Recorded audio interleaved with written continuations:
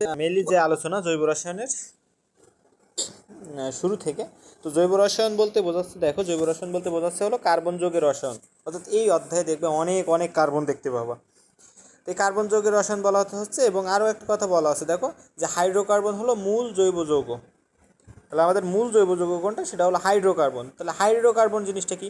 নামের মধ্যে আছে হাইড্রোকার্বন, অর্থাৎ হাইড্রোজেন আর কার্বন। হাইড্রোজেন আর কার্বন দ্বারা গঠিত যৌগই হলো হাইড্রোকার্বন। আর এই হাইড্রোকার্বনের যে কোনো একটা হাইড্রোজেন গ্রুপ, মানে বিভিন্ন গ্রুপ দ্বারা প্রতিস্থাপিত হয়ে কী করবে, মানে জৈব যৌগ সৃষ্টি করবে, মানে বিভিন্ন শ্রেণীর জৈব যৌগ সৃষ্টি করবে। তো ওই ক্ষেত্রে ওই যে গ্রুপটা যুক্ত হচ্ছে এর সাথে, যেটা যুক্ত হয়ে এর রাসায়নিক ধর্ম নিয়ন্ত্রণ করছে, সেটাকে বলা হচ্ছে হলো কার্যকরীমূলক। কার্যকরীমূলক কী করে? মূলত যৌগের রাসায়নিক ধর্ম নিয়ন্ত্রণ করে। এই লাইনটা যদিও পরবর্তীতে পাবা, তারপরে একবার দেখে নাও। কার্যকরীমূলক কী করে? জৈব যৌগের রাসায়নিক ধর্ম নিয়ন্ত্রণ করে।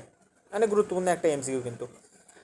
আর কার্যকরী মূলক ভিত্তিক জৈব যৌগকে বলা হলো সমগোত্রীয় শ্রেণী। যেমন অ্যালকেন একটা সমগোত্রীয় শ্রেণী, অর্থাৎ মিথেন, ইথেন, প্রোপেন, এই যে এই প্রত্যেকটা একটা একটা করে সমগোত্রীয় শ্রেণী, যেগুলো আমরা পরবর্তীতে ডিটেলস পড়বো। সমগোত্রীয় শ্রেণী কী, কীভাবে উদাহরণ আছে, কীভাবে করছে, সব কিছু পড়বো। কার্যকরীমূলক পড়বো, সব কিছুই পড়বো। জাস্ট শুরুতে তোমাদের একটু আলোচনা দিচ্ছে, তো আমি সেই জন্য একটু বললাম। তো এই হলো বিষয়। তো এই অধ্যায়ে কী কী জানতে পারবো, এখানে অনেক কিছু বলা আছে, দেখো। তো এগুলো রেখে আমি সামনের দিকে যাই। এখানে প্রথমেই আসছে হলো জৈব রসায়ন। তো জৈব রসায়ন বলতে তো বলছি আমি তোমাদের, যে এখানে বলতে থাকো কার্বন শিকল দ্বারা গঠিত বিভিন্ন শ্রেণীর যৌগের রসায়নকে বলা হয় জৈব রসায়ন বা অর্গানিক কেমিস্ট্রি। আচ্ছা, এই হলো বিষয়। এখন বাকিটা তোমরা দেখে নিও, আমি বেশি আলোচনা করবো না। জৈব যৌগ বলতে হাইড্রোজেন আর কার্বন দ্বারা গঠিত হাইড্রোকার্বন, এবং হাইড্রোকার্বন থেকে উদ্ভূত যৌগসমূহকে বোঝানো হবে। হাইড্রোকার্বন থেকে উদ্ভূত বলতে বোঝানো হচ্ছে হাইড্রোকার্বন থেকে তৈরি হবে। ওই যে বললাম, হাইড্রোজেন গ্রুপ প্রতিস্থাপিত হয়ে তৈরি হবে সেখানে। তো এইসব জৈব যৌগে কার্বনের সাথে আর কী কী থাকতে পারে, এই জিনিসটা ইম্পর্টেন্ট এমসিকিউর জন্য, যে কার্বনের সাথে কী কী থাকতে পারবে। Hydrogen, oxygen, nitrogen, sulphur, phosphorus, halogen, এইসব মৌল এর সাথে যুক্ত হতে পারবে। তো বিষয় হলো যে এই যে যেগুলো যুক্ত হচ্ছে, ভাই এগুলো মনে রাখবো কী করে?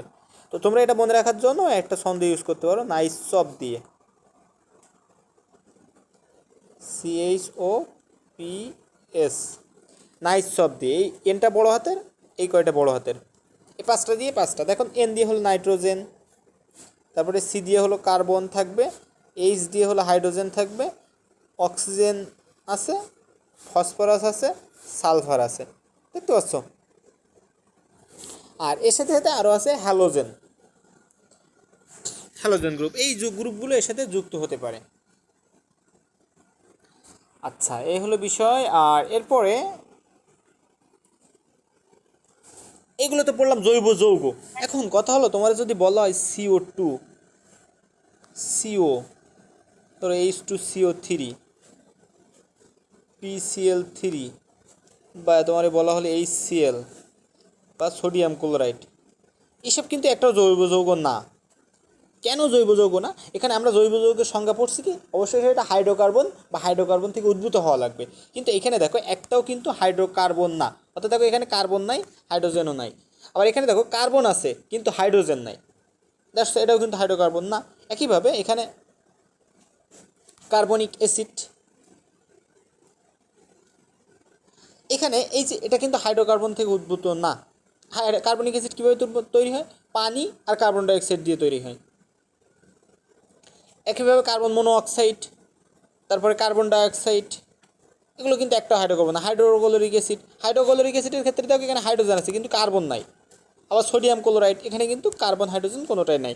এগুলো কিন্তু হাইড্রোকার্বন, মানে জৈব যৌগ না, মাথায় রেখো। তাহলে তোমার এমসিকিউ তুলে দিবে নিচের কোনটি জৈব যৌগ নয়। দেখো বলতে না বলতে এখানে একটা এমসিকিউ দিয়ে রাখছে তোমাদের, নিচের কোনটি জৈব যৌগ নয়। এখন বলো দেখি কে বলতে পারে, এবং কেন জৈব যৌগ না আমারে বুঝাই দিবা।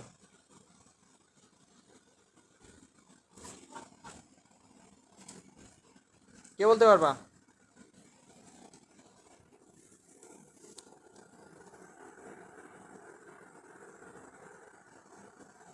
আমার কথা শোনা যায় না? সবগুলোতেই তো হাইড্রোজেন আর কার্বন আছে। এখন হাইড্রোজেন আর কার্বন থাকলেই কি জৈব যৌগ হবে? আমি তো তোমাদের এতক্ষণ কি বুঝালাম তাহলে? হাইড্রোজেন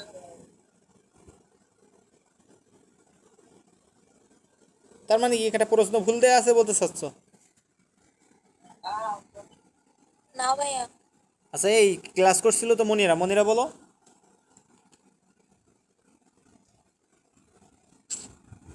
HCl ওটা ক নাম্বার? হ্যাঁ, কেন হবে এটা?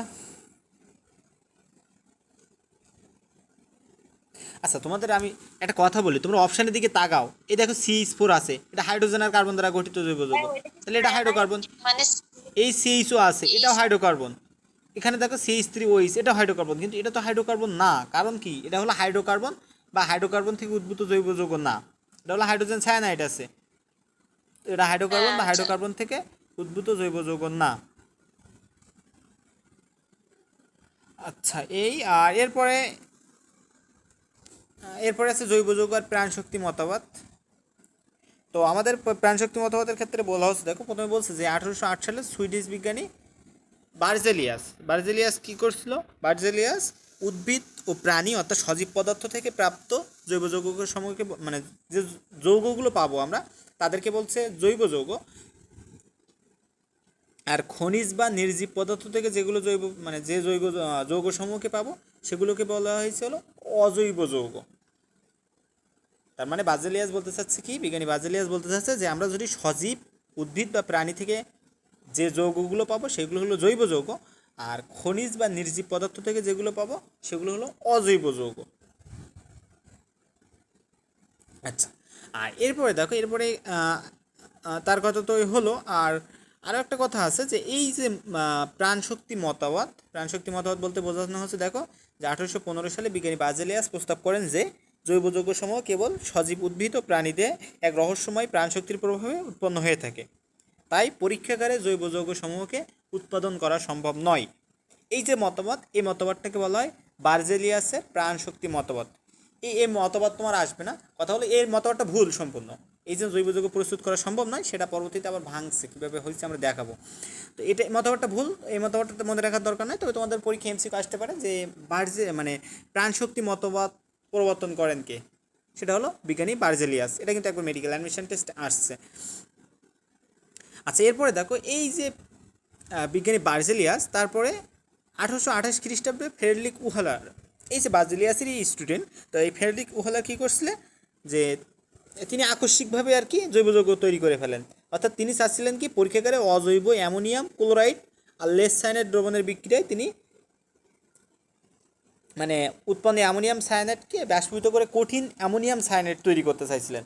তার প্ল্যান ছিল কি, মানে ফ্রেডরিক উহালারের প্ল্যান ছিল হলো কঠিন অ্যামোনিয়াম সায়ানাইড তৈরি করবে। তো এই কঠিন অ্যামোনিয়াম সায়ানাইড তৈরি করতে গিয়ে আকস্মিকভাবে তিনি ইউরিয়া প্রস্তুত করে ফেলেন। অর্থাৎ দেখো এই সেই অ্যামোনিয়াম ক্লোরাইড আর লেড সায়ানাইডের বিক্রিয়া করে তিনি কঠিন অ্যামোনিয়াম সায়ানাইড তৈরি করতে গেছেন, যেটা দেখো পরবর্তীতে পুনর্বিন্যাস করলে আমাদের ইউরিয়া তৈরি হয়ে গেছে। তো এই যে ইউরিয়া তৈরি হয়ে গেল, এই যে ইউরিয়া, তাহলে আমরা যে বলছিল যে আমাদের বিজ্ঞানী বার্জেলিয়াস যে বলছে যে পরীক্ষাগারে হলো ইউরিয়া প্রস্তুত করা সম্ভব নয়, কিন্তু এখানে কিন্তু ফ্রেডরিক উহালার আকস্মিকভাবে ইউরিয়া প্রস্তুত করে ফেলছে। তার মানে বলতে চাচ্ছি কি পরীক্ষাগারে ইউরিয়া প্রস্তুত করা সম্ভব। আচ্ছা, এরপরে বলছে দেখো যে এই যে বলছে যে দেখো এই সেই কথাটা এখানে বলছে। এরপরে বলছে ইউরিয়া একটা জৈব যৌগ, আর এটি স্তন্যপায়ীর প্রস্রাব থেকে উৎপন্ন হয়েছিল ইতিপূর্বে। অর্থাৎ এই যে বিজ্ঞানী ফ্রেডারিক উহলার, এই ফ্রেডারিক উহলারের পূর্বেই কিন্তু আমাদের স্তন্যপায়ীর প্রস্রাব থেকে কিন্তু আমাদের ইউরিয়া প্রস্তুত করা হয়েছে। তোমরা জানো যে আমাদের মূত্রে ইউরিয়া থাকে, তো ইউরিয়াটা কিন্তু প্রস্তুত করেন। এবং এটা কে করেন? এটা হলো বিজ্ঞানী রাউলি। তোমরা লিখে রাখতে পারো চাইলে, বিজ্ঞানী রাউলি হলো এই ইউরিয়া স্তন্যপায়ীর প্রস্রাব থেকে ইউরিয়া প্রস্তুত করেন, এবং এটা করেন 1973 সালে।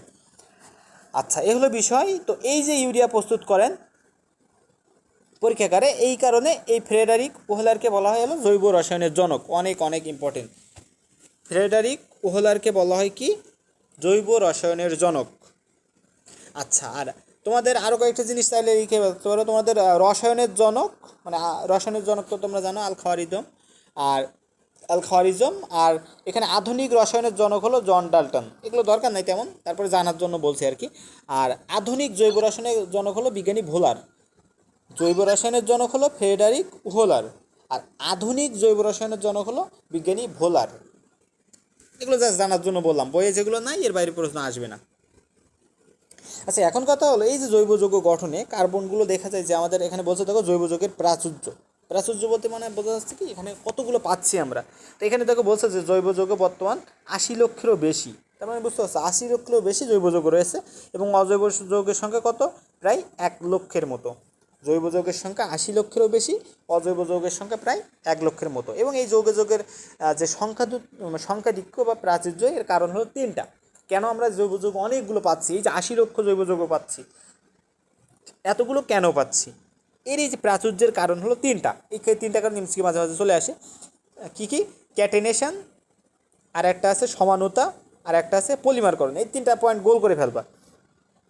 ক্যাটেনেশন, সমানুতা, পলিমারকরণ, এই তিনটা হলো জৈব যৌগের প্রাচুর্যের কারণ। এখন এই ক্যাটেনেশন কি, এটা মাঝে মাঝে কথাকেও আসতে দেখা যায়। তো তোমরা এই তিনটে জিনিস মনে রাখার জন্য ক্যাপস দিয়ে মনে রাখতে পারো, ক্যাপস দিয়ে ক্যাটেনেশন, প দিয়ে পলিমারকরণ, আর দন্তস্ব দিয়ে সমানুতা, ক্যাপস। আচ্ছা, এখন কথা হলো এই যে জৈব ক্যাটেনেশন জিনিসটা কি, অর্থাৎ বলছে দেখো যে প্রথমত সমযোজী বন্ধন দ্বারা অধিক সংখ্যক স্ব পরমাণু যুক্ত হওয়ার বিশেষ কার্বনের যে বিশেষ ক্ষমতা তাকে বলা হচ্ছে কার্বন পরমাণুর ক্যাটেনেশন। অর্থাৎ তোমরা যে জৈব যৌগ করার সময় দেখবে এরকম কার্বন এরকম শিকল, অনেক বড় বড় শিকল তৈরি হচ্ছে, কোথাও ডাবল বন্ড থাকে, কোথাও ট্রিপল বন্ড থাকে, কোথাও সিঙ্গেল বন্ড থাকে, এরকম যে হাজার হাজার কার্বন যুক্ত হচ্ছে, এই যে কার্বনগুলো একটা একটার সাথে সমযোজী বন্ধন দ্বারা যুক্ত হচ্ছে, এই যে যুক্ত হওয়ার যে ক্ষমতা এটাকে বলা হচ্ছে হলো ক্যাটেনেশন। অর্থাৎ এই যে একাধিক কার্বন অর্থাৎ 600 কার্বন পরমাণু যে একাধিক সংখ্যক কার্বন পরমাণু একে অপরের সাথে যুক্ত হচ্ছে, এই যুক্ত হওয়ার যে বিশেষ ক্ষমতা এটাকে বলা হচ্ছে ক্যাটেনেশন। আচ্ছা, এখন কথা হলো দেখি আমি দ্বিতীয় ক্ষেত্রে আছে হলো সমানুতা। সমানুতা তো তোমরা অনেক আগে পড়ে আসছো, সমানুতা জানার আগে সমানু জানতে হবে। তো সমানু কি, অর্থাৎ এদের কী হয়, আণবিক সংকেত একই কিন্তু গাঠনিক সংকেত ভিন্ন। কোনো একটা যৌগের আণবিক সংকেত একই কিন্তু গাঠনিক সংকেত ভিন্ন। বিষয়টা কেমন, এখানে দেখো এই যে সংকেত, এই সংকেতটা আছে কিসের, ইথানল। তুমি আণবিক সংকেত দেখে বলছো ইথানল, কিন্তু এই সংকেতটা যদি আমরা ভাঙি এরকম দেখে ইথানলও পাবো আবার ইথারও পাবো। এটাকে যদি আমরা এরকমভাবে সাজাই তো আমরা ইথানলও পাবো ইথারও পাবো।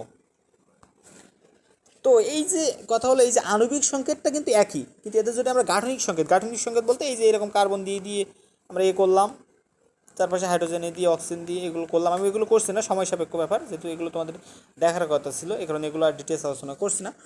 তো এই যে এগুলো আমরা সমানুতার সামনে পড়বো, এগুলোকে বলা হচ্ছে একে অপরের সমানু। আর এই যে ধর্ম, এই ধর্মটাকে বলা হচ্ছে হলো সমানুতা। আচ্ছা, এখন কথা হলো এরপরে আছে পলিমারকরণ। এগুলো সব আমরা আস্তে আস্তে ডিটেলস বলবো, আমাদের সমানুতা নিয়ে অনেক আলোচনা আছে, পলিমারকরণ নিয়ে অনেক আলোচনা আছে। তো এগুলো যা শুরুতে একটু একটু করে হিন্টস দিচ্ছে, তোমাদের পয়েন্টগুলো একটু একটু করে ব্রেনের মধ্যে আনো। আচ্ছা, জৈব রসায়ন কাদের করা শেষ? তোমাদের তো মেবি যতদূর আসছে শেষ হওয়ার কথা। ভাইয়া এখনো শেষ হয়নি, তো শুরু হয়েছে না? হ্যাঁ অনেকটা হয়েছে। তাহলে তো এগুলো তোমাদের পারার কথা, তাহলে বোঝো তোমাদের মারা উচিত না। তোমরা আগে থেকে কয়েক জায়গায় করছো, তারপরেও তোমরা এক্সামগুলো দেওনি, পড়োনি, কি অবস্থা। আচ্ছা, একটা কোশ্চেন ধরলে উত্তর দিতে পারছো না, কীরকম পড়ছো তোমরা, তোমাদের তো মারা উচিত। আচ্ছা, এখন কথা হলো পলিমারকরণ কী হয়, পলিমারকরণে ক্ষুদ্র ক্ষুদ্র মনোমার যুক্ত হয়ে মনোমার অনুযুক্ত হয়ে বৃহৎ অণু গঠন করে, ক্ষুদ্র ক্ষুদ্র অনুযুক্ত হয়ে বৃহৎ অণু গঠন করার যে প্রক্রিয়া সেটাকে বলা হচ্ছে পলিমারকরণ। অর্থাৎ দেখো যেমন আমরা ইথিলিন হলো মনোমার, এই অনেকগুলো ইথিলিন একে অপরের সাথে যুক্ত হয়ে পলিমার গঠন করে পলিইথিলিন। এই বিক্রিয়াটা এই যে এই ধর্মটাকে বলা হচ্ছে হলো পলিমারকরণ। আর এই তিনটা বৈশিষ্ট্যর কারণ, অর্থাৎ এই যে আমরা তিনটা বৈশিষ্ট্য পড়লাম, ক্যাটেনেশন, পলিমারকরণ, তারপরে সমানুতা, এইগুলোর মূল কারণ হলো এই বৈশিষ্ট্যের মূল কারণ হলো কার্বনের তড়িৎ ঋণাত্মকতার মান 2.5 এবং কার্বন বন্ধন শক্তি 347 কিলোজুল পার মোল। অর্থাৎ একটা কার্বন আর একটা কার্বনের সাথে যে যুক্ত হওয়ার যে বন্ধন শক্তি, এই বন্ধন শক্তিটা হলো 347 কিলোজুল পার মোল, যে শক্তিটা কিন্তু অনেক শক্তি। এবং এতে তড়িৎ ঋণাত্মকতার মান কিন্তু 2.5, যথেষ্ট কম। আচ্ছা, এখন কথা হলো দেখো ক্যাটেনেশনের সঙ্গে আবারও দেওয়া আছে, এটা তো বলে ফেলছি। ল্যাটিন ক্যাটেনা শব্দের অর্থ হলো শিকল, তার মানে তো বুঝতে পারছো ক্যাটেনা শব্দের অর্থ হলো কার্বনের শিকল। আচ্ছা, আর এরপরে আছে সম্পৃক্ত জৈব যৌগ, মানে সম্পৃক্ত কার্বন শিকল, অসম্পৃক্ত কার্বন শিকল। তোমরা তো এগুলো 9-10 পড়ে আসলে। সম্পৃক্ত বললে সেখানে কি থাকে, একক বন্ধন থাকে, কার্বন কার্বন একক বন্ধন থাকবে, এবং এই বন্ধনটা হলো সিগমা বন্ড। এই বন্ধনটা কী বন্ড? Sigma bond. এই সিগমা বন্ড পাই বন্ড কিন্তু ফার্স্ট পার্টে তোমাদের পড়িয়ে আসছিলাম। আর অসম্পৃক্ত কার্বন বলতে বোঝানো হচ্ছে, কার্বন শিকল বলতে বোঝানো হচ্ছে যেখানে কার্বনের দ্বিবন্ধন বা ত্রিবন্ধন থাকবে। দ্বিবন্ধন থাকলে সেখানে কি থাকে, একটা সিগমা বন্ড আর বাকিগুলো হলো পাই বন্ড, মানে দ্বিতীয়টা পাই বন্ড। ত্রিবন্ধন আছে তাহলে প্রথমটা সিগমা বন্ড, বাকিগুলো পাই বন্ড। এইগুলো হলো সম্পৃক্ত অসম্পৃক্ত কার্বন শিকল বলতে এগুলো বোঝানো হয়েছে। তো এরপরে এগুলো কিছু আলোচনা করা আছে এখানে, চিত্রগুলো দেখে নিয়ে এরপর। আচ্ছা, এই পর্যন্ত কারো কোনো বুঝতে অসুবিধা আছে কিনা? না ভাইয়া। আচ্ছা, এখন কথা হলো ফুলারেন্স। ক্যাটেনেশনের একটা বিশেষ উদাহরণ হলো ফুলারেন্স। অর্থাৎ এই যে আমরা ক্যাটেনেশন বললাম যে একটা কার্বন আর একটা কার্বনের সাথে যুক্ত হয়ে বড় বড় কার্বন শিকল তৈরি করছে, তারই একটা উদাহরণ হলো ফুলারেন্স। এটা কি? এটা হলো কার্বনের বিশেষ ধরনের একটা রূপভেদ। অর্থাৎ এখানে কি থাকে, এখানে হলো যে ফুলারেন্সে মূলত 60টা কার্বন পরমাণু একসাথে যুক্ত হয়, আর সেটা আমরা পরবর্তীতে পড়বো। আর কার্বনের কিন্তু রূপভেদ কী কী আছে? কার্বনের একটা রূপভেদ আমরা 9-10 পড়ছি, গ্রাফাইট, তোমরা একটা পড়ে আসছিলে ডায়মন্ড বা হীরা। আর এই ফুলারিন্সও কিন্তু আরও এক ধরনের রূপভেদ কার্বনের। এই কিন্তু তোমরা কার্বনের 3টে রূপভেদ পড়ে ফেললাম। এখন কথা হলো এই যে ক্যাটেনেশন, বুঝতে পারছো, এখানে 30 থেকে 70টা কার্বন পরমাণু সমযোজী বন্ধনে আবদ্ধ হয়। এই যে ফুলারিন্স, এই যে ফুলারিন্স রূপভেদ, এই ফুলারিন্স রূপভেদের মধ্যে 30 থেকে 70টা কার্বন পরমাণু সমযোজী বন্ধনে আবদ্ধ হয়। 30 থেকে 70টা কার্বন পরমাণু, মাথায় রেখো, 30 থেকে 70টা। আর নামের শেষে আছে দেখো ফুলারিন্স, তাহলে শেষে আছে দন্তস্ব, তার মানে কি 70, দন্তস্ব দিয়ে হলো 70, তার মানে একেবারে এই রেঞ্জের শেষে আছে হলো 70, 30 থেকে 70। আচ্ছা, এভাবে মনে রাখতে পারো। আর এরপরে কি হলো, এখানে রূপভেদ কিছু দেওয়া আছে দেখো, এই রূপভেদের কিছু রূপভেদ দেওয়া আছে। ফুলারিন্সের কিছু রূপভেদ কী কী? C32, carbon 32, carbon 50, carbon 60, carbon 70। কী কী আছে? কার্বন 32, 60, 50, 60, 70, 50, 60, 70, আর এখানে আছে 32, মাথায় রেখো, 50, 60, 70, আর এখানে আছে 32। এগুলো হলো এর নামকরণ করা হয় কি, ফুলারিন্স। এই যে রূপভেদ, এই রূপভেদগুলোকে নামকরণ করা হয় ফুলারিন্স। অর্থাৎ এইখানে দেখো পাশের চিত্রে দেওয়া আছে একটা ফুলারেন্স, দেখো এই একটা কার্বন পাশের 2টা কার্বনের সাথে যুক্ত হয়ে আছে, এই কার্বন পাশের 3টে কার্বনের সাথে যুক্ত হয়ে আছে, প্রত্যেকটাই পাশের 3টে কার্বনের সাথে যুক্ত হয়ে আছে ফুলারেন্স। আচ্ছা, এ হলো বিষয়। আর এখানে বলছে দেখো এই যে রূপভেদ C60, এর আণবিক গঠন হলো বিখ্যাত স্থপতি বুকমিস্টার ফুলার নির্মিত যে ভূগোলক আকৃতির গম্বুজ। অর্থাৎ এই যে বুকমিস্টার ফুলার, তিনি কি করছিলেন, তিনি হলো ভূগোলক আকৃতির গম্বুজ আবিষ্কার করছিলেন। তো এই যে রূপভেদ, এই রূপভেদটাও দেখতে ওরকম গম্বুজের মতো, এই কারণে এই C60কে বুকমিস্টার ফুলারিন্স বা বাকি বল নামেও অভিহিত করা হয়। আর এখানে যেহেতু 60টা কার্বন আছে, তাহলে 60টা যদি কার্বন থাকে, একটা কার্বনের আণবিক ভর হলো 12, আর 60টা কার্বনের আণবিক ভর কত, 60 গুণ 12 মানে 720, তাহলে এর আণবিক ভর হলো 720। আর এখানে কি হচ্ছে, এখানে এটা হলো sp2 সংকরিত।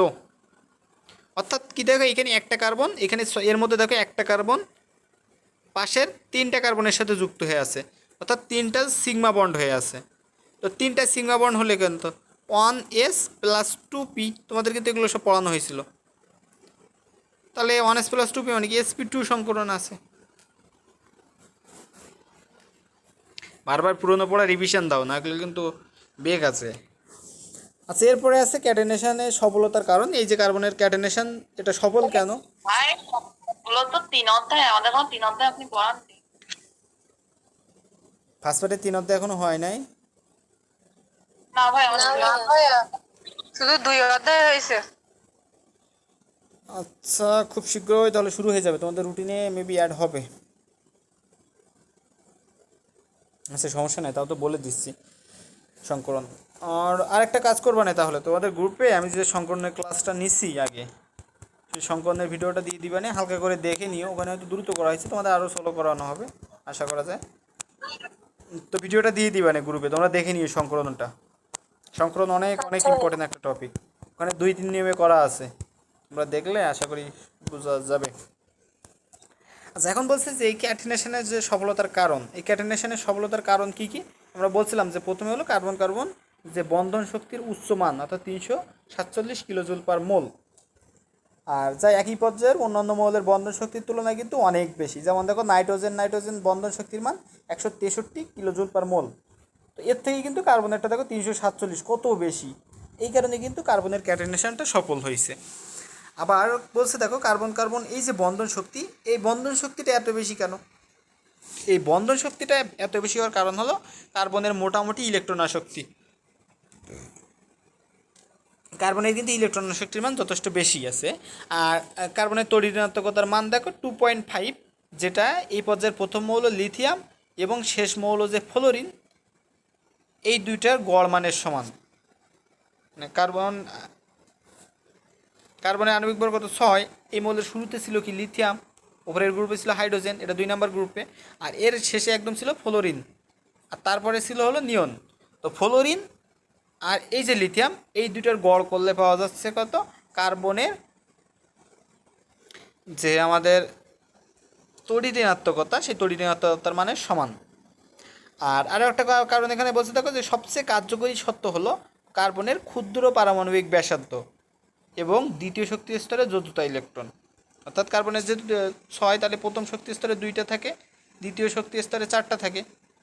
তো এই যে দ্বিতীয় শক্তি স্তরে 4টা ইলেকট্রন আছে, তো এই ক্ষেত্রে কী হয়, এর পারমাণবিক ব্যাসার্ধটা অনেক কম হয়। অর্থাৎ দেখো 0.077 ন্যানোমিটার হয়। আচ্ছা, এরপরে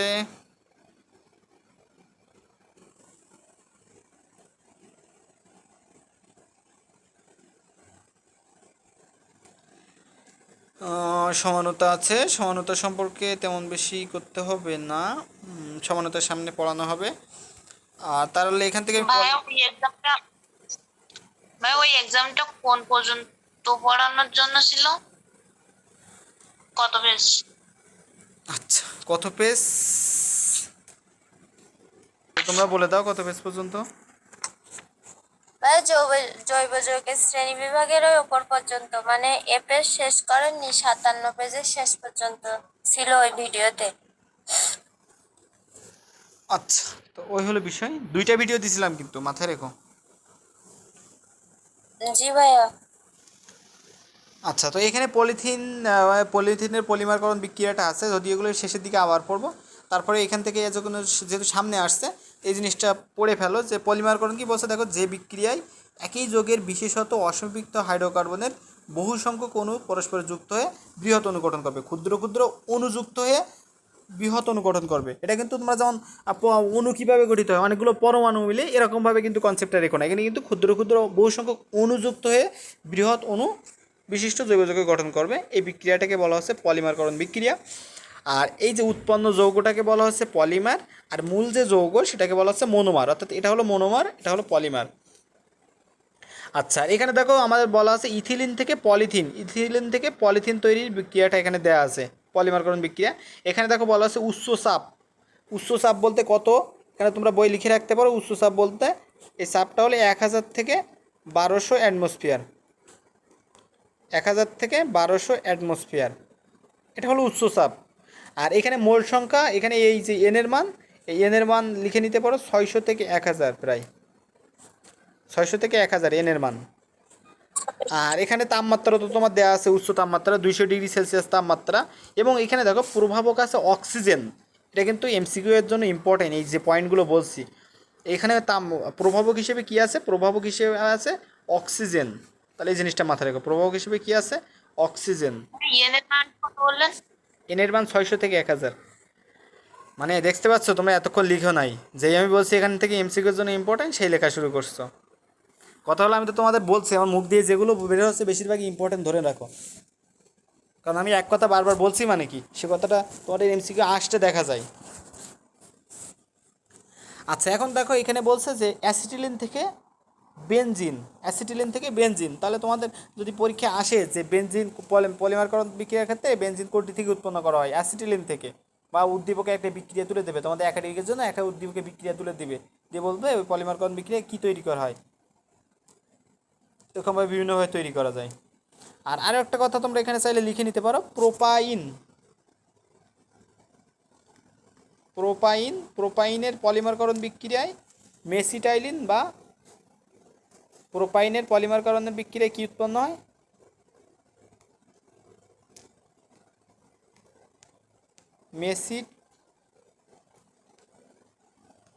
মেসিটাইলিন বা 1,2,3 ট্রাইমিথাইল বেনজিন।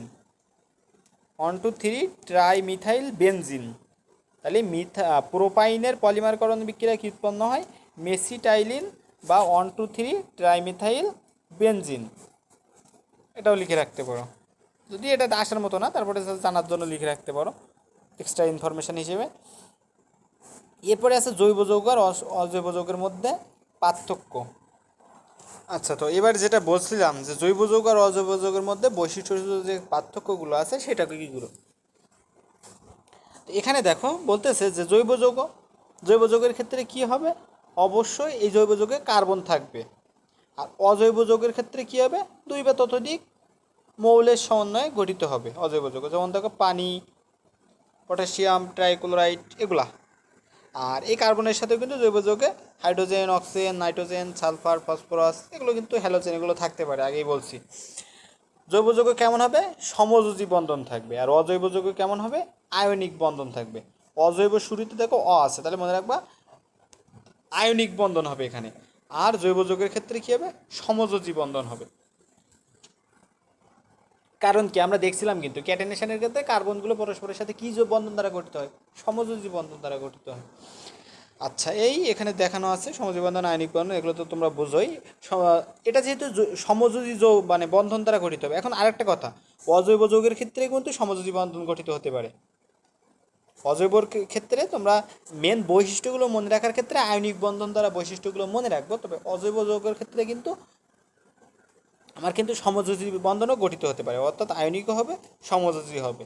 তো বিষয়টা কেমন দেখো, জৈব যৌগের ক্ষেত্রে যেহেতু বলছি সমযোজী বন্ধন, তাহলে সমযোজী যৌগের গলনাঙ্ক আর স্ফুটনাঙ্ক কম থাকে, আমরা কিন্তু জানি। তো এই কারণে কিন্তু এখানে গলনাঙ্ক আর স্ফুটনাঙ্ক দেখো নিম্ন গলনাঙ্ক, নিম্ন স্ফুটনাঙ্ক বিশিষ্ট। আর অজৈব যৌগের ক্ষেত্রে এটা বলছে যে কি মেন বৈশিষ্ট্য আয়নিক, এভাবে মনে রাখতে বলছি। তাহলে এখানে দেখো এই আয়নিক যৌগের যেমন উচ্চ গলনাঙ্ক, উচ্চ স্ফুটনাঙ্ক থাকে, এটার ক্ষেত্রেও কিন্তু একই থাকবে। আচ্ছা, আর এই জৈব যৌগের ক্ষেত্রে এর তাপমাত্রা কত থাকবে? অর্থাৎ দেখো স্ফুটনাঙ্ক, গলনাঙ্ক, স্ফুটনাঙ্ক 350 ডিগ্রি সেলসিয়াসের নিচে, আর এটার ক্ষেত্রে 700 ডিগ্রি সেলসিয়াসের তাপমাত্রার ঊর্ধ্বে। আর এখানে যে তাপমাত্রাটা মানে উদাহরণটা দেওয়া আছে, এটা মোস্ট ইম্পর্টেন্ট এমসিকিউর জন্য, যে সোডিয়াম ক্লোরাইডের গলনাঙ্ক কত? 801 ডিগ্রি সেলসিয়াস। সোডিয়াম ক্লোরাইডের গলনাঙ্ক কত? 801 ডিগ্রি সেলসিয়াস। এবং এখানে দেখো মিথানলের স্ফুটনাঙ্ক কত? 65 ডিগ্রি সেলসিয়াস। এই দুটো কিন্তু প্রচুর ইম্পর্টেন্ট। এর পাশাপাশি বেনজোয়িক অ্যাসিডের গলনাঙ্ক কত? 121 ডিগ্রি সেলসিয়াস। এইগুলো যেন ছোটস্থ থাকে সবসময়, এবং এগুলো কিন্তু গলনাঙ্ক বলছে, স্ফুটনাঙ্ক বলে নাই, মাথায় রেখো। আচ্ছা, এর পাশাপাশি আরও আছে দ্রাব্যতা। জৈব যৌগের ক্ষেত্রে কি বলছে? এটা যেহেতু সমযোজী যৌগ, তার সমযোজী যৌগ কী হয়? পোলার দ্রাবক হলো, পোলার দ্রাবকে কী হয়? অদ্রবণীয় হয়। কিন্তু অপোলার দ্রাবকে অর্থাৎ জৈব দ্রাবকে যেমন ইথার, বেনজিন এগুলোতে দ্রবণীয় হয়। মানে সেই সেম, এগুলো কিন্তু মুখস্থ করা লাগে না, ওই সমযোজী যৌগের যে বৈশিষ্ট্যগুলো আছে সেগুলো দিয়ে হয়ে যায়। অজৈব যৌগের ক্ষেত্রে বলছিলাম মেন হলো আয়নিক, তাহলে এক্ষেত্রে আয়নিক যৌগ কী হয়? আয়নিক যৌগ পানিতে দ্রবীভূত হয়, অর্থাৎ পোলার দ্রাবকে দ্রবীভূত হয়। আর অজৈব যৌগে জৈব দ্রাবকে অদ্রবণীয় হয়। আচ্ছা, জ্বলন বা দহন, জৈব যৌগের যখন দহন হয় তখন এর কোনো অবশেষ থাকে না, কিন্তু অজৈব যৌগের দহনে সাধারণত জ্বলে না, তবে দহনের পরে অবশেষ থাকে। যদি দহনও হয় তাহলে অবশেষ থাকে। তড়িৎ পরিবাহিতা, বিশুদ্ধ জৈব যৌগ তড়িৎ অপরিবাহী। কারণ কি আমরা জানি কি সমযোজী যৌগ তো তড়িৎ পরিবহন করবে না, কিন্তু আয়নিক যৌগ সেহেতু তড়িৎ পরিবহন করার ক্ষমতা রাখে। এই কারণে কিন্তু আমাদের এখানে বলছে অজৈব যৌগ যেমন সোডিয়াম ক্লোরাইড গলিত অবস্থায় কিন্তু বা দ্রবণে তড়িৎ প্রবহন করার ক্ষমতা রয়েছে। আচ্ছা, এরপরে হলো যৌগের সংখ্যা। অজৈব যৌগ 80 লক্ষেরও অধিক। অজৈব যৌগের সংখ্যা কত? প্রায় 90,000 মাত্র, বা লক্ষের কাছাকাছি, 1 লক্ষের কম। আর সমগোত্রীয় শ্রেণী, আমরা এই জৈব যৌগের ক্ষেত্রে সমগোত্রীয় শ্রেণীতে আলাদা করতে পারি, যেমন অ্যালকিন, এই যে আলাদা আলাদা সমগোত্রীয় শ্রেণী করতে পারি, কিন্তু অজৈব যৌগের ক্ষেত্রে কিন্তু এমন কিন্তু করার কোনো সুযোগ নাই। এরপরে দেখো বিক্রিয়ার গতি কৌশল। এই যে বিক্রিয়া, জৈব যৌগের ক্ষেত্রে এই বিক্রিয়াগুলো জটিল এবং মন্থর। তোমরা কি জৈব যৌগ অধ্যায়টা অনেকেই ভয় পাই, তার মানে কি এটা জটিল লাগে, আর এই কারণে সে এটা পড়তে চায় না, অর্থাৎ মন্থর গতি হয়ে গেছে। তাহলে জটিল আর মন্থর জৈব যৌগ। আর অজৈব যৌগগুলো কেমন? এটা হলো আয়নিক প্রকৃতির এবং দ্রুত গতি হয়। এগুলো যেভাবে মনে রাখতে পারো, এগুলো মুখস্থ করা লাগবে না, জাস্ট তোমাদের মনে রাখতে হবে, টেকনিক দিয়ে মনে রাখতে হবে, তাহলে কী হবে, পড়ার চাপটা কম লাগবে। এগুলো মাঝে মাঝে এমসিকিউ তৈরি করা যায়, বিভিন্নভাবে প্রশ্ন আসতে পারে বা খতাকেও আসতে পারে। এখন জৈব যৌগের শ্রেণী বিভাগ। জৈব যৌগের শ্রেণী বিভাগের ক্ষেত্রে আমাদের একটা জিনিস তোমাদের এখানে মাথায় রাখতে হবে, একটা ছক আছে, ছকটা আগে দেখায়। এই জৈব যৌগ, তো জৈব যৌগের ক্ষেত্রে মুক্ত শিকল বা অ্যালিফেটিক জৈব যৌগ আর বদ্ধ শিকল বা বলয়াকার যৌগ দুইটা হচ্ছে। তো মুক্ত শিকলের ক্ষেত্রে, মুক্ত শিকল মানে কি, এক্ষেত্রে কার্বন শিকলগুলো মুক্ত হবে, অর্থাৎ পরস্পরের সাথে যুক্ত হবে না। অর্থাৎ কেমন, এই ধরে একটা কার্বন এভাবে কার্বন হতেই আছে, এই শেষ কার্বন আর শুরুর কার্বন কখনো একসাথে যুক্ত হবে না। এটা হলো মেন কথা। তাহলে এটা হলো মুক্ত কার্বন, অর্থাৎ ওই ইনফিনিটি পর্যন্ত যেতে পারবে, অর্থাৎ দুই প্রান্ত কখনো যুক্ত হবে না। যেমন এইখানে দেখো এই একটা উদাহরণ দেওয়া আছে, এগুলো কিন্তু কখনো যুক্ত হয়নি, দেখো দুই প্রান্ত যুক্ত হয়নি, কিন্তু এইসব ক্ষেত্রে দেখো এই প্রান্ত কিন্তু যুক্ত হয়ে গেছে। তো এটা হলো মুক্ত শিকল। আর বদ্ধ শিকল তো বুঝতেই পারছো, এখানে যেমন যুক্ত হয়ে গেছে কার্বন, মানে দুই প্রান্ত, সেই দুই প্রান্ত যুক্ত হয়ে গেছে। আচ্ছা, এখন এই যে মুক্ত শিকল, এই মুক্ত শিকল যৌগকে কী বলা হয়, অ্যালিফেটিক। মুক্ত শিকলের আরেক নাম কি, অ্যালিফেটিক যৌগ। মুক্ত শিকল বা অ্যালিফেটিক যৌগ। আর বদ্ধ শিকলকে বলা হয় বলয়াকার যৌগ বা অ্যারোমেটিক যৌগ। বদ্ধ শিকল বা বলয়াকার যৌগ বা অ্যারোমেটিক যৌগ। আর এটা হলো মুক্ত শিকল বা অ্যালিফেটিক যৌগ। তো তোমাদের যখন বোর্ড কোশ্চেনের সৃজনশীল আসবে, তখন দেখবে এই অ্যালিফেটিক অংশ থেকে একটা আসবে, অ্যারোমেটিক অংশ থেকেও একটা আসবে, এবং দুই দিক থেকে এ করলে দেখা যায় আর একটা আসতে পারে। আচ্ছা, তো যেটা বলছিলাম যে এইখানে এই যে মুক্ত শিকল বা অ্যালিফেটিক জৈব যৌগ, এখানে এর মধ্যে আছে কি, সম্পৃক্ত জৈব যৌগ, সম্পৃক্ত যৌগ, অসম্পৃক্ত। বলছিলাম তোমাদের যে এইখানে মুক্ত শিকলের মধ্যে বা অ্যালিফেটিক যৌগের মধ্যে সম্পৃক্ত যৌগ আছে, অসম্পৃক্ত আছে। সম্পৃক্ত যৌগ বলতে কী বোঝাচ্ছে, কার্বন কার্বন একক বন্ধন থাকবে। অসম্পৃক্ত বলতে দ্বিবন্ধন বা ত্রিবন্ধন থাকবে, এগুলো কিন্তু আগে বলে ফেলছি। আচ্ছা, এখন কথা হলো এই বলয়াকার যৌগ বা বদ্ধ শিকল যৌগ, এটাকে আবার দুইভাবে ভাগ করা হয়। একটা হলো কার্বোসাইক্লিক যৌগ, আর একটা হলো হেটারোসাইক্লিক যৌগ। কার্বোসাইক্লিক যৌগ, নামের শুরুতে আছে কার্বন, কার্বো মানে বোঝা যাচ্ছে কার্বন, আর সাইক্লিক মানে চক্র, সাইকেল মানে কি চক্র, তাহলে কার্বোসাইক্লিক, অর্থাৎ এই চক্রটায় পুরোটায় প্রত্যেকটা মাথায় একটা করে কার্বন থাকবে অবশ্যই। তাহলে দেখো এখানে কার্বোসাইক্লিক যৌগের মধ্যে দেখো এই প্রত্যেকটার মাথায় কিন্তু একটা একটা করে কার্বন আছে, এটা হলো কার্বোসাইক্লিক। আচ্ছা, আরেকটা আছে এখানে দেখো, কার্বোসাইক্লিক গেল, আরেকটা আছে হলো হেটারোসাইক্লিক। আচ্ছা, আজান দিচ্ছে, 1 মিনিট ওয়েট করি। বললাম যে এখানে হলো হেটারোসাইক্লিক। এখন এই হেটারোসাইক্লিক অর্থাৎ এখানে সাইক্লিক, অর্থাৎ এখানে একটা চক্র থাকবে আর এর সাথে একটা হেটারো পরমাণু থাকবে। হেটারো পরমাণু বলতে কেমন, এই যে দেখো একটা অক্সিজেন, একটা সালফার, নাইট্রোজেন, এইগুলো হলো হেটারো যৌগ। এখানে দেখো এখানে বলা আছে তোমাদের অক্সিজেন, সালফার, নাইট্রোজেন বা এক বা একাধিক পরমাণু অংশ যখন গ্রহণ করে যে যৌগটা গঠন করছে সেটাকে বলা হচ্ছে হেটারোসাইক্লিক যৌগ। অবশ্যই সেটা বৃত্তাকার বলয়ের সাথে যুক্ত হচ্ছে। এখন কথা হলো এই হলো বিষয়, এই হেটারোসাইক্লিকের মানে হেটারোসাইক্লিককে আবার দুই ভাগে ভাগ করা হয়, হেটারো অ্যালিসাইক্লিক আর hetero aromatic. Hetero alicyclic, hetero aromatic. আর কার্বোসাইক্লিক যৌগের মধ্যে আছে কি কি, অ্যালিসাইক্লিক যৌগ, অ্যারোমেটিক যৌগ। কার্বোসাইক্লিক যৌগের মধ্যে আছে কি, অ্যালিসাইক্লিক যৌগ, অ্যারোমেটিক যৌগ।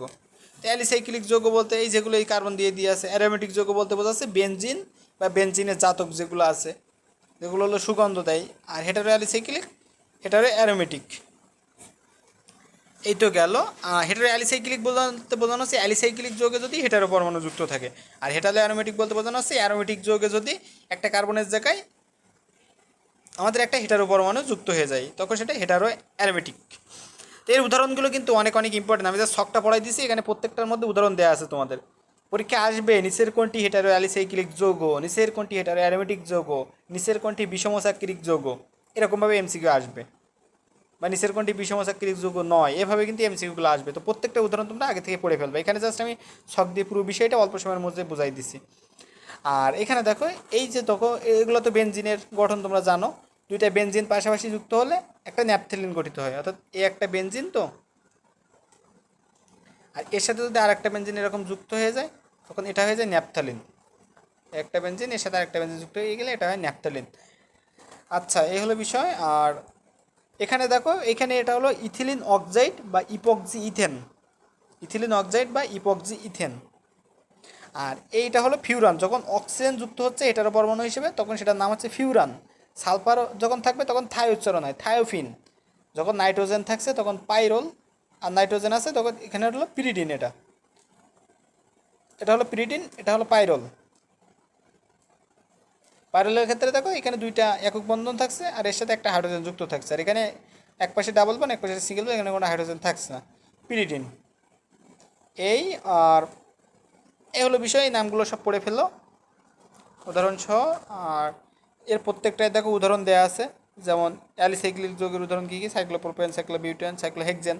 তো এখানে একটা জিনিস তোমরা মজার জিনিস খেয়াল করো যে এইখানে স্বাভাবিকভাবে প্রোপেন বললে C3H8, কিন্তু যখনই সাইক্লো আসবে তখন দেখো এখানে আছে কটা, C3H6। এটা ছিল প্রোপেনের ক্ষেত্রে, আর যখনই সাইক্লোপ্রোপেন হয়ে গেছে তখন C3H6 হয়ে গেছে। দেখো এটা অনেকটা অ্যালকিনের মতো সাধারণ সংকেতটা চলে আসছে। তো এই কথাটা কিন্তু মাথায় রেখো, সাইক্লোপ্রোপেন। অর্থাৎ তোমরা যদি পরীক্ষার খাতায় তো এরকমভাবে এরকম আঁকায় দিয়ে দেখাবে না, জাস্ট এরকমভাবে থাকবে, এটা কিন্তু সাইক্লোপ্রোপেন, মাথায় রেখো। একইভাবে এটা কিন্তু প্রোপিন হতে পারে। একটা যৌগের অনেকভাবে নাম হয়। আর আর এখানে একটা আছে সাইক্লোহেক্সেন, অর্থাৎ এটা কিন্তু বেনজিন না। বেনজিনের ক্ষেত্রে একটা বাদ দিয়ে একটা দ্বিবন্ধন থাকে, অর্থাৎ একান্তর দ্বিবন্ধন থাকে, একটা কার্বন শিকল বাদ দিয়ে পরের শিকলটাই দ্বিবন্ধন, এভাবে থাকে। কিন্তু এখানে কিন্তু কোনো একান্তর দ্বিবন্ধন নেই, এটা কিন্তু সাইক্লোহেক্সেন, মাথায় রেখো। এটা হলো সাইক্লোহেক্সেন, এইরকম, এটা দেখতে ঠিক এরকম, এটা হলো সাইক্লোহেক্সেন। আর এর ভিতরে যখন একটা আমি একটা এরকম গোল দিয়ে দিচ্ছি, অর্থাৎ এটা বেনজিন প্রকাশ করতেছে। গোল না দিয়ে যদি আমি এরকম দিয়ে দিই, এটা একটা বেনজিন প্রকাশ করতেছে। বা বেনজিনের তো আরও একভাবে প্রকাশ করা যায়, সেটা কিন্তু আমি উল্টো পেজে দেখালাম। তো এ হলো বিষয়। তো তাহলে তোমাদের আজকে এই পর্যন্তই থাক।